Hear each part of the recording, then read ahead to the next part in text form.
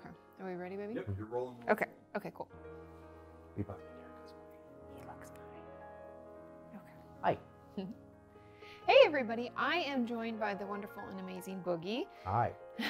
Tell my audience a little bit about what you do if they don't know who you are already. I just stick my foot in my mouth all the time on the internet.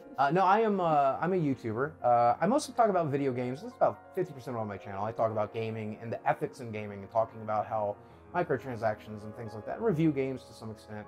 I like to talk about the drama surrounding the making of games quite a bit. And then the second half of my channel is very personality driven. I like to talk about my mental health. I like to talk about my audience's mental health. I like to talk about YouTube drama and the way, stuff is going down. I like to talk about the spread of misinformation. I like to talk about, I always like to take a kind of a centrist point of view. Even though I myself lean pretty left, I always try to take like a centrist point of view. And I just talk about whatever feels good. I have a series on my channel called my Rambling series, which I talk about just my personal life and personal things going on, and that seems to probably be everybody's favorite series, actually. Yeah. Oh, really? Yeah. Oh, interesting. It's so funny. There's people who love the gaming stuff who won't watch the rest, and there's people that watch the personal stuff who won't watch the rest. Yeah. And then there's people who are mad at the drama, and the people who just want the drama, right? You have your different buckets of people and so content. YouTube always told me that I needed to pick one theme for the channel and stick with that theme, and that's how I would excel.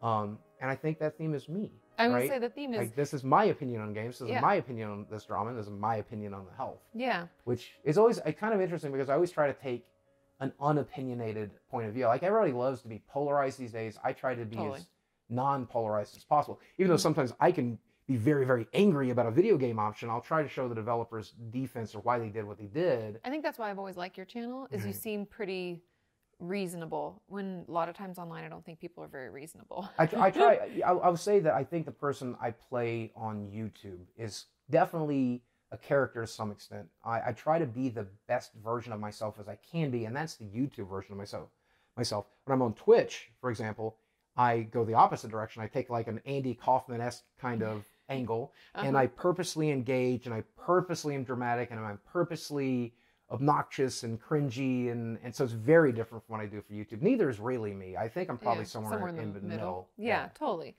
Right. And so the thing that I really wanted to have you come on and talk to my viewers about, because is really your story, because I think that they can potentially relate to a lot of it, and because I know you've shared a lot of it on your channel over the years. Right. I guess my first question would be, when was the first? I don't know. Actually, know the answer to this. I don't think. When was the first time you were in therapy?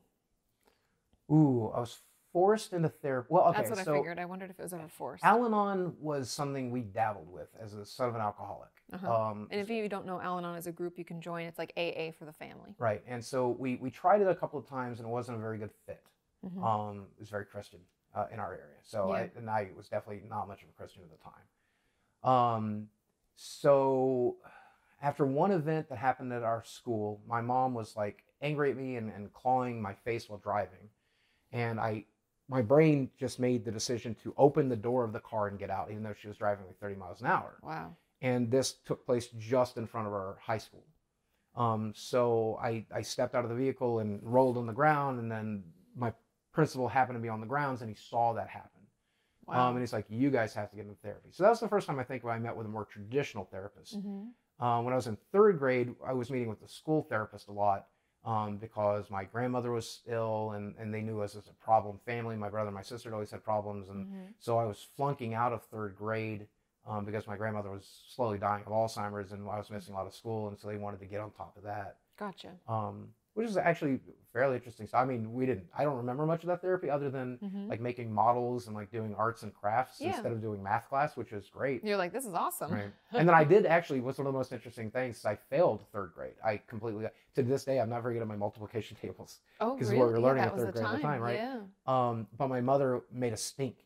And she's like, my mother was dying, his grandmother was dying. We were forced to deal with that. We were forced to take care of her. How dare you put him in fourth grade? He'll excel. And I did. Oh, yeah. And I made mostly C's and A's through the rest of school, but yeah, it's some of the stuff that I was supposed to learn in third grade I still don't remember because I was either missing it due to health issues or missing it due to therapy. Yeah, interesting.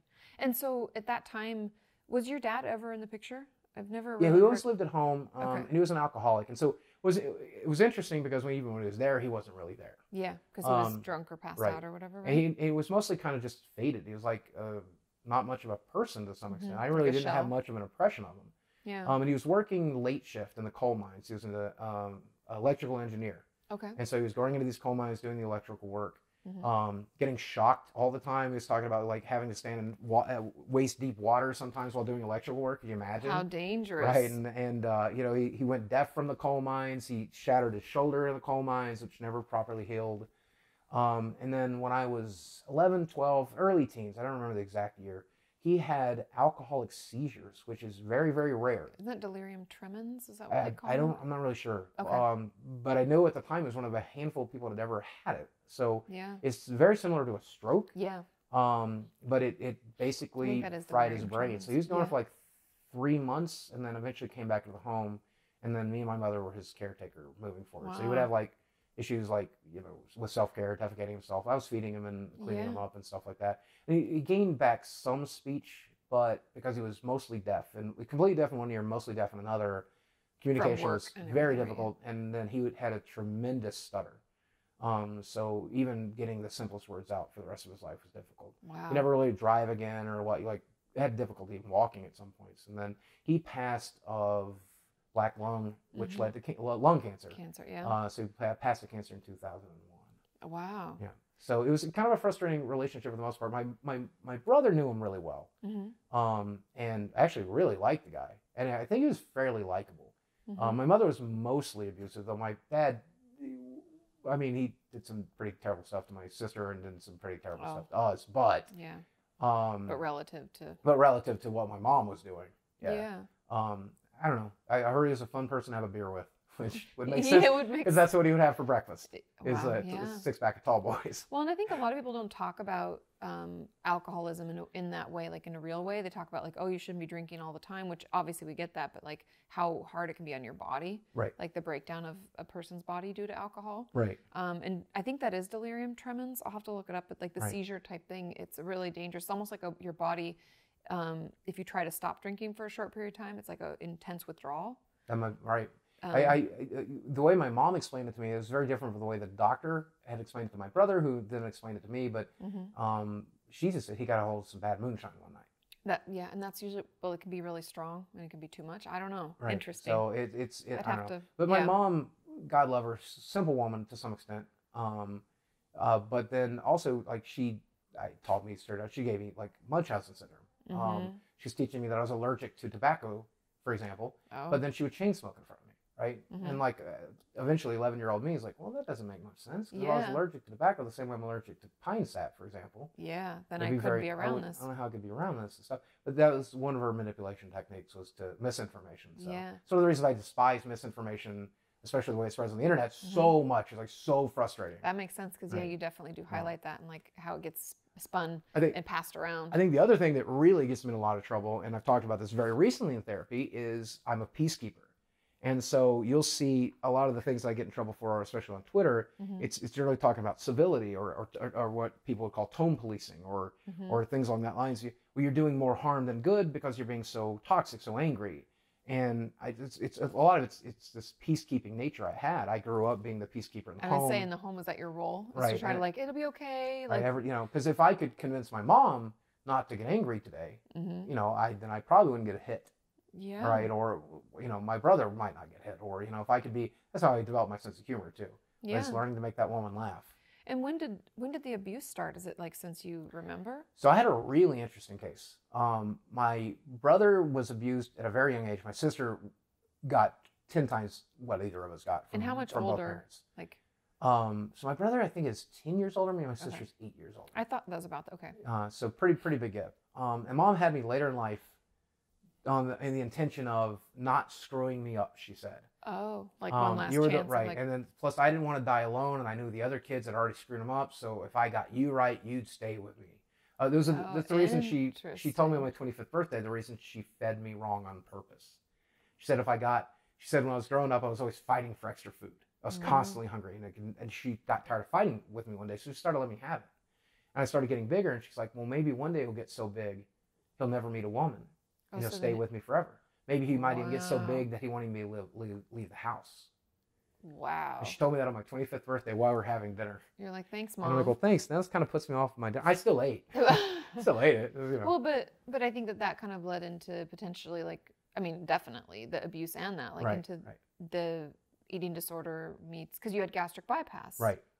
How long ago since you had that? It's been about a year since gastric bypass. But to bring it back to the first time I was abused, mentally, daily. Like, just constantly getting screamed at. My mom laying in bed, praying to God to kill her, and, oh, these kids are the worst thing that ever happened to me. You're the worst thing that ever happened. Like, mentally, verbally, like, constantly. Yeah. Physical abuse, it wasn't until my dad got sick when I was 10, 11, 12 that I ever was physically abused for the first time. But boy, she beat the...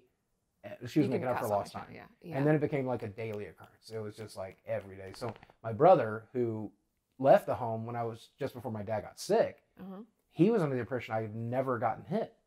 And he's like, well, I would have done more. I would have done more to help if I had realized. But I thought she was never hitting you, and you never said otherwise. I'm like, I don't know. We didn't talk, so I wasn't going to tell you. I barely saw you. And I think that is a misconception too, that like just because you're not getting hit, like that doesn't mean you weren't getting hurt. Right. I think like you were emotionally abused. Yeah, I think the physical abuse is I mean, there's definitely some lasting damage that she did, for sure. Yeah. But I think the physical abuse definitely takes a back seat to just like remembering some of the stuff that they said or some of the stuff that they did. So, you know, somebody with post-traumatic stress disorder, somebody who triggers fight or flight all the time, I'm trying to be absurdly careful about what I say to somebody I care about, to somebody I'm around. I try to be absurdly careful because I know, you know, it's 10 times worse, I think, than hitting somebody to say something awful. You know? Have you struggled as a result? Just curious, because most of my viewers and my patients alike, whenever they've gone through emotionally abusive situations, they say that it has like a lasting effect, like on their confidence. So like feeling good about yourself. I have no confidence, so I have no self-confidence. I have no self-esteem. Like it's literally zero. It's a zero. I wouldn't know. Did you feel good losing weight? No, it brought me no joy. I mean, it's nice being able to move better. Yeah. It's nice being able to not be in as much physical pain. True. Yeah. But as for do I look better? No, I don't think so.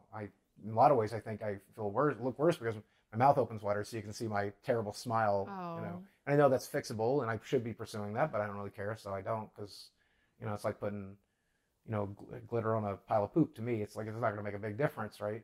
I often will make the mark when it comes to meeting women. You know, if some woman looks at me and says, you know, that fat, crazy son of a gun, that's my cup of tea. Oh, his teeth are messed up. If that's the deal breaker, if you're willing to get on this ride, right, and ride me right into crazy town, but my teeth are the deal breaker, is that one slight thing, then okay, I probably save myself some trouble, right? I need somebody who's in for the whole mess, shebang. Right? The whole shebang, right? So I don't know, but yeah, I have zero self-esteem. Even when the day I got this award right here on the shelf, or even the YouTube play button. Yeah. You know, there's some bragging rights to that. I'm supposed to be proud of them. I display them like I do, but I felt like an imposter on any of those days. You know? Oh, like it wasn't, right? But I got invited to the Creator Summit this year. Yeah, and I was so exclusive. I was so excited. I was like, man, did I accidentally get somebody else's invite? Like, why am I here? No, people like you. Right? This is weird. I don't know. Gosh darn it, people like Markiplier's over there. Casey Neistat's here. Why am I in the middle of this room? This doesn't make any sense. Yeah. You know? Has therapy, because, okay, so that's kind of like to get you to now, I guess, ish. Has therapy helped at all with confidence, or has that been anything you've ever tried to work on? It's not something I've really ever tried to work on. And I feel like humility is at a cornerstone of who and what I want to be. So it's not something I really want to take apart. I'd like to feel comfortable in my own brain at some point, and I think that is something I want to work on. What I'm mostly focusing on therapy right now is undoing some of the tremendous amount of damage that was done during my divorce. And don't get me wrong, me and my ex-wife are still friends, and we're still friendly. You're friendly, yeah. And it was as friendly as we could be. And to the point that, you know, we'll still text about just common everyday stuff. Hey, I'm looking at moving to this house. Oh, that's cool. Hey, Sammy's doing this today. You know? Yeah. Here's a cute picture of my dog. Here's a cute picture of my dogs. We're friendly to that extent. Yeah. But it is still tremendously painful to split your life like that. Of course. And, you know, you're under the impression that I'll be doing this till I'm dead, and now you have to completely reinvent who you are. So that's been my primary focus. That and my eating disorder has been my other primary focus in therapy. I've gone definitely back to some old bad habits of eating for pleasure, which is definitely not something I can afford to do because I self-indulge far too much. And even though the surgery is still doing its job and keeping me from eating what I used to eat, sometimes 7,000 calories in a day. I can certainly still consume 2,500 to 3,000 calories easily in a day, which is enough to maintain 350 pounds. Yeah. You know, my record, I still track my calories. My record to date is 3,800 calories tracked. And who knows, I might have missed some calories there. So I might have been closer to 4,000 calories. It was a particularly stressful, miserable day. Yeah. And I was just like, I'm going to pick this terrible food on purpose. And that's the thing, we can self-sabotage, especially if that's like part of what comforts you. Mm-hmm.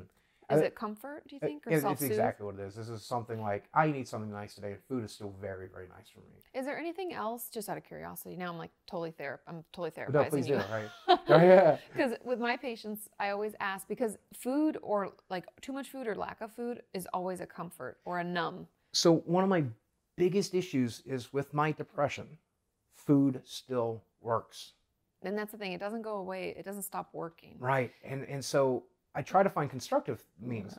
I tried dating for a while. I couldn't really connect with anybody, so it didn't work. Video games was always a source of pleasure, That's what I but wondered, and my depression, perfect story. Any gamers out there might be able to relate to this, but I think God of War is most likely going to be my game of the year this year, as much as I've enjoyed Red Dead Redemption 2. Don't get mad in the comments section. But God of War really struck me, and the reason I think it'll choose to be my game of the year is because when that game first came out, I put 8 hours into it, and I couldn't enjoy a second of it, because this was 4 months after I'd been divorced, 3 months after I'd been divorced. In it, yeah. And so I'm like playing through the game enough to get like the review done for YouTube, and getting a good understanding of the game and what it has to offer, and getting a good understanding of the mechanics, so I can talk about it for my work, but it was only work. There was no pleasure to be had. And then I went to the Creator Summit a couple of months later, and then I went to VidCon and worked with you and hung out with you, and then started getting back into therapy, and then did my 1 month anniversary for my surgery, and started getting on antidepressants again. And then one day I'm like, I never did finish God of War, and there's no game I need to play this week. I'm going to pop that game back in. Let's see. Yeah. I started fresh, and oh my God, it was one of the best games I've ever played. And I knew then I was finally starting to heal. Because you could enjoy right? it. And so I barely ate during that period of time. I was like focused on the game, and it's only like a 25 hours max game, 13, 15 hours to get the storyline out of it. And so I just dove into it, and then started the new game plus, and I'm like, I want to see what changes, and I want to, upgrade. I'm trying to get all the items, and I was like, man, I haven't felt this, so long. And so this gaming season has been very much that, but as I continue to screw up on social media and deal with like people upset at me, or deal with like one of my videos not landing well, and going through the stress of this time of year, and dealing with sponsors, and dealing with this and dealing with that, and it's so frustrating that those things that can bring such an incredible amount of joy are so muted. Is there any, because when I work with patients, I try to get them to a goal. My goal is 5 things. Not women, not eating, not shopping, not alcohol. Not that that's any of your issues, but I'm just saying, those are the things I try to avoid that can also feel like replace the other things. Right. Are there any other things that help you feel soothed or help you feel happy that aren't just... So I have some pretty self-constructive things along the way. So my friends are a huge benefit. So every Saturday night we get together. It's actually so funny because I tend to feed them. And so I hire my friend who's a chef, and he cooks for us, and I pay for all the ingredients and stuff, and we'll sit around and we'll draft Magic, and we'll play. And a lot of my friends are heavy. They like to eat as well. So actually one of my friends this last weekend, my good friend Seth, is like, I got a favor to ask you. And I'm glad. He goes, can we cut back on like the food that we have here? Like, could this be more about socializing? Yeah. And I'm like, I think he was even doing it because he realized I needed to do that as much as he needs to do it. Yeah. And I'm like, yeah, absolutely. He's like, because if it's here, I'm going to eat. That's the thing, if it's there. Right? And I'm like, me too. Saturday's always been the day that I just go ahead and let go. Even though I still can't eat much. I eat a quarter of what everybody else is eating. But it's still your free day. Right. That's probably not a healthy thing to do. So focusing on that, since I've been so inactive over the years with my morbid obesity, now sometimes I just go for a drive. Yeah. Go out and walk, go to the square, even bathe in the hot weather, the cold weather, to play a little Pokemon Go and just walk. And then on my way home, my brain's like, let's get a burger. And I'm like, no, brain, no. Why are we doing this? This is our form of self-care. So but that's even those, and they always feel so muted. And I'll tell you, I figured this out. What it is my brain perceives those things as constructive. I take great joy in self-destruction. Of course. And so it's almost what you're used to. Right. And so when I'm eating food, I know it's self-destructive, and I think that's where so much of the joy comes from. If you see myself digging myself deeper and deeper into a hole on Twitter, it's because my brain is, it's like, well, I'm going to piss this guy off. I'm going to upset this guy. I'm going to see how mad I can make those guys in that subreddit. You're like, right? Like, let's see what I can do to these guys. Even if I have to misrepresent myself, even if I have to mischaracterize myself to upset those people, sometimes I will do it. Do you think you're trying to recreate like the emotional abuse? I don't know. In a way? As a YouTuber, I think you probably know this. You don't have to recreate it. It's constant. It's there. It's constant, right? 100%. Like that's the world, yeah. Yeah, but I'm just saying that, like, I wonder if you look into that because that's comfortable and normal probably. For you. So I get into this crazy mode where I disassociate. My brain says, get self-destruct. Let's get crazy. Let's get weird with it. I don't care what those guys think. Attack them. Give them something to attack you about. Give them ammo. Self-destruct. And then I truly upset somebody, and I can see they're truly upset. And then you're upset. And then I beat myself up for a week. And the guilt. Yeah. And I'm like, oh, I can't believe how so does that happen mostly when you're dissociated then? It almost always. I will say something stupid. For example, the other day I was talking about our founding fathers and said our founding fathers were trying to create a country that we coexisted in. And people pointed out, well, they were slave owners, but they actually created a country where white men could prosper. And I'm like, that's an interesting point. I never really considered that. But due to the toxic nature that people were delivering that information, I ended up just kind of taking a couple of steps back or disassociating or however you want to describe that to people. And I go into that id. And my id is so self-destructive. Of course. Well, it's fight or flight all the time. So I think it's always under attack. And so I'll just continue to engage. I'll continue to just do stupid stuff. And then eventually my brain is like, hey, all right, I'm done. You can have control back. Let's do whatever you want to do now. And then I'm reading what I've done, and I'm like, what have I done here? Why did I do this? Yeah. Oh my God, the subreddits are going to lose their mind. That one crazy forum. Oh my God, did I actually hurt this person? Like, yeah. Oh my God, what is wrong with me? And I don't even mean the things I said. I don't even mean that. I don't care about our founding fathers. I'm not a patriot. I don't care. I don't care. I don't know why I'm fighting about this. Yeah. Does anything, because like from a therapy world, we know that dissociation is when our brain, like, we experience too much, I don't know, it could be too much anxiety. It could be too, we have a flashback. It could just be too overwhelmed, stress, anything. Our brain like pulls a ripcord. Right. It's like, oh, I'm out of here. This is too much. So is there anything that brings you back that you've done? Just time? Yeah. I do like some of the basic stuff, like the deep breathing exercises. That's always been very useful. Some level of meditation, some level of isolation. Distraction has always been the best technique for me. So I always carry a Nintendo 3DS or a Nintendo Switch in my pocket. People will make fun of me for having this in my pocket, but sometimes my phone isn't available, so this is. Or sometimes I don't want to get on social media, so I want a second device to be able to mess with and do that instead. And something that might help too, something I learned recently is like, if you clap your hands, I won't do it because I don't want to scare the dog. Sure. But if you clap your hands together, you can feel the vibrations. And if you like are mindful and track where it goes down your arm, or you slap your legs, or you stomp your feet, some of that can sometimes bring you back. Because I wonder if, or you can hold an ice cube. There are things like that. If you have self-harm was one of my biggest experiences as a teenager and as a young adult. I have a wonderful story about my best friend who came into the room one day where I just literally just slit myself open just several times, and I'm holding the knife, and so right around 2000. So I'm fairly older at that point. I was born in 74. So he comes into the room and he's like, hey, what's going on? And I'm like, not much. He's like, well, you're bleeding. I'm like, yeah. He goes, those are pretty deep, huh? I'm like, yeah. And he's like, so can I have the knife? And I'm like, no, I think I'd like to keep it. And he's like, okay. They're making a new Spider-Man movie.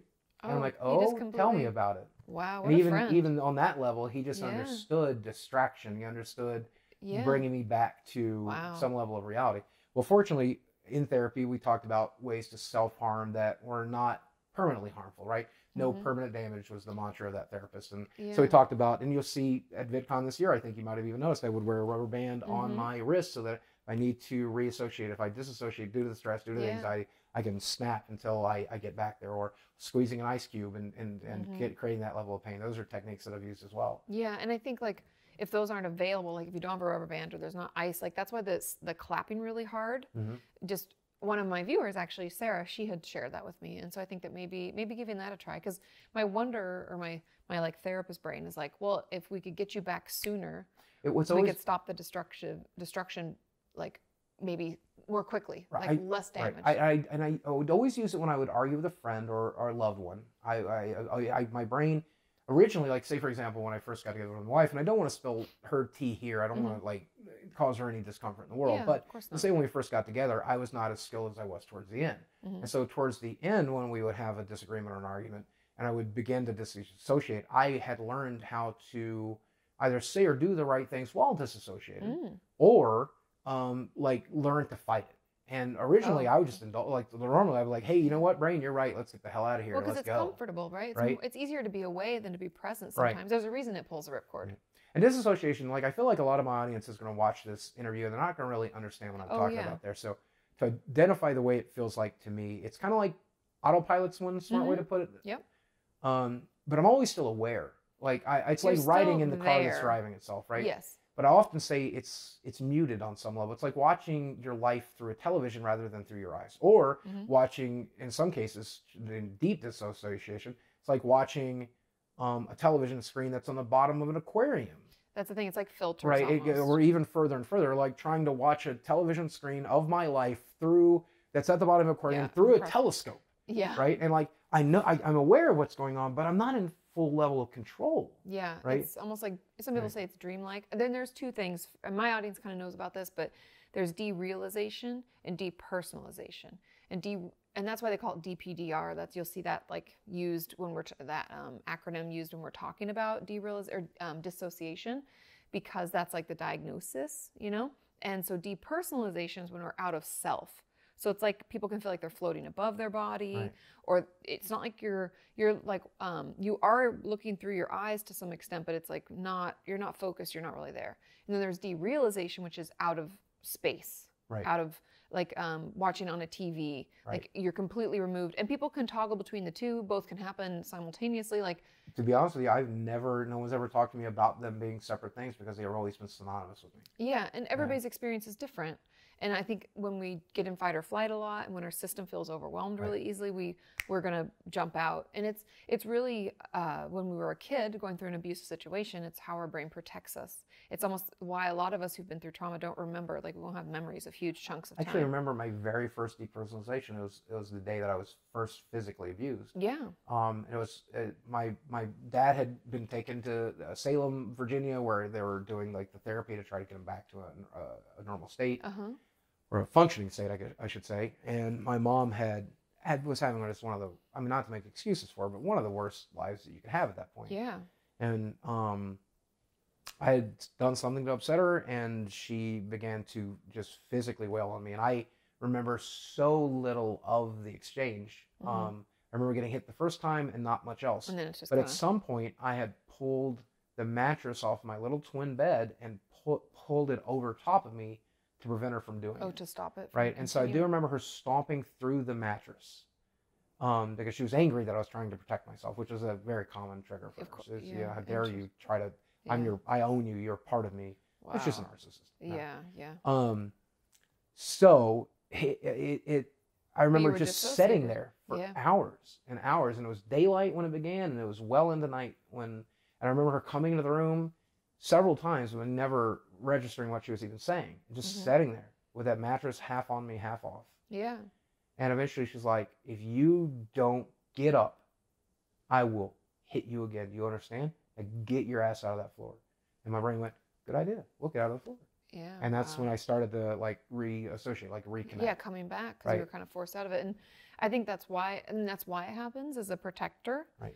Because it's hard for, like, I've talked about trauma memories a lot, how it's like, have you watched the movie Inside Out by chance? No, wonderful movie. Yeah, so all the memories are marbles, right? Right, yeah. And so they form the marble and they roll it away for storage. Right. But when something traumatic happens, it gets knocked off that little trail running back to memory, and it shatters.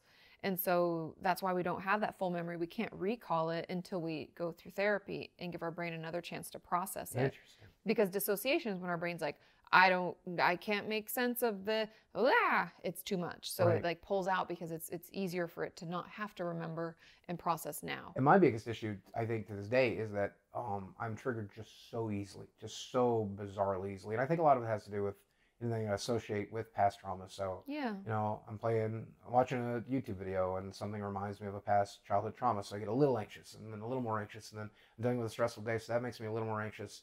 And since our jobs are fairly anxious driven and dealing with the internet is so anxiety driven, social media creates so much anxiety, and just fighting for my life with my physical health is so, I have so much anxiety. And then I have a natural anxiety disorder.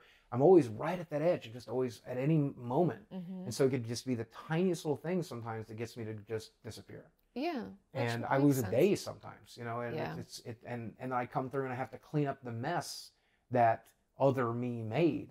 And it's just, it's mind boggling. It's such a vicious cycle to be in. And so that's what my primary focus for therapy right now is: learning how to de-stress, learning how to self-care, learning how to get rid of a lot of the guilt that I'm carrying, and learning to find more positive and less self-destructive ways. But unfortunately, food continues to be that thing that my brain just says, let's just have a really good dinner today. Yeah. Right? So it sounds like you, in my mind, you are working on the right things. Not that I would ever question someone else's work, because no, please do. I'm not.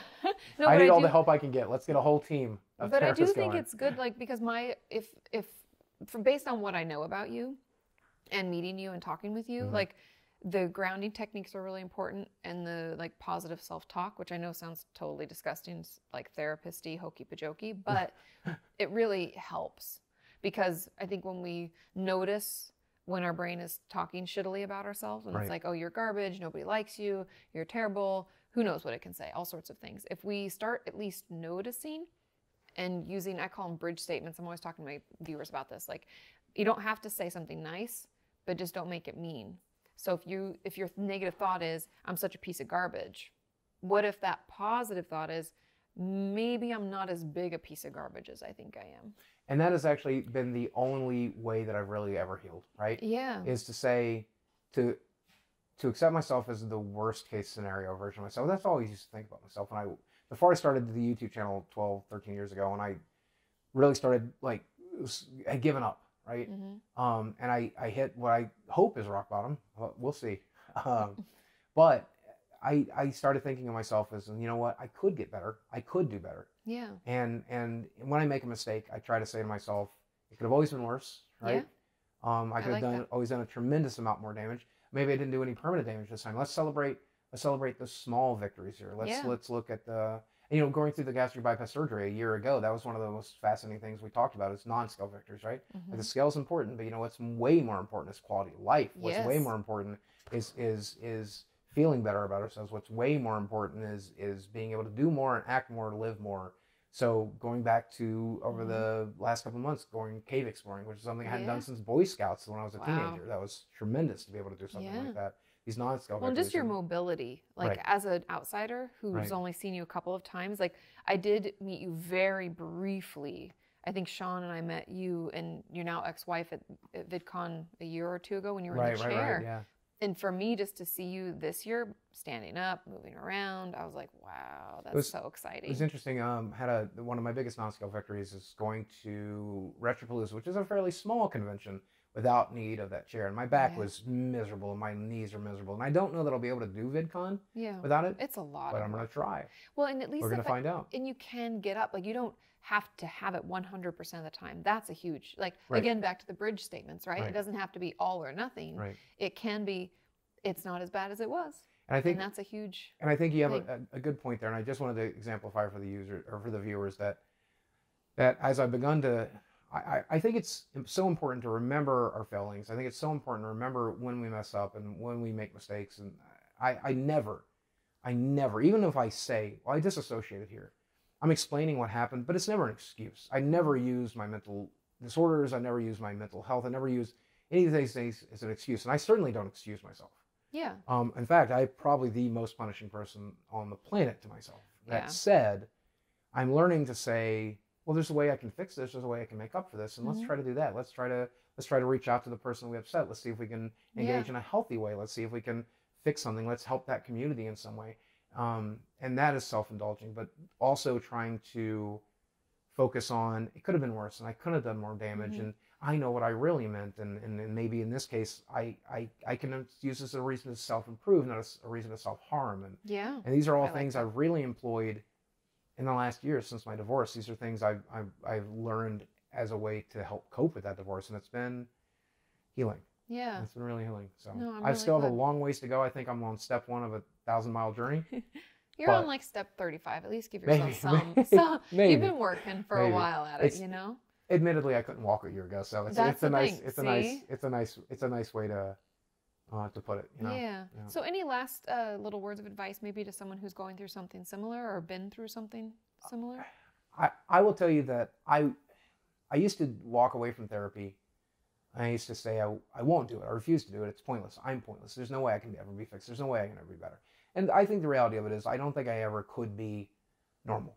I know that. I know a lot of the issues that I suffer from are lifelong conditions. That said, it's a dumb reason to not try to make your situation better, right? And there's always room for improvement. You know, even on your deathbed, you could get a comfier pillow, right? And there's no reason not to be putting in the work today that you'll benefit from for the rest of your life, even if the rest of your life is just a short period of time. Yeah. And I spent so much of my life stagnant, so much of my life refusing to work. In fact, romanticizing the fact that I wouldn't do the work, you know, and saying, oh, I'm fight clubbing it. I'm trying to hit rock bottom. Yeah. Right. It's the dumbest mistake of my life. I was shut in for 7 years, you know, barely leaving the house. I mean, I don't leave the house that much now, but I was not. You can. Right. Yeah. I wasn't engaging. I wasn't spending time with my friends. I was out pushing people away. Right. Absolutely. Yeah. and just doing the work. Yeah. I think it's so important. And if you're not doing the work, if you're not doing some work, you're wasting your day. You know? And I know it's so easy to let depression win. I know it's so easy to let your anxiety win. I know it's so easy, and sometimes it feels good to let it win. Sometimes it feels good to romanticize it. But it feels a lot better to get a little healthier, to do a little bit of the work, and to reap the benefits from that. And I hope you guys are doing that. And if you're not, please start.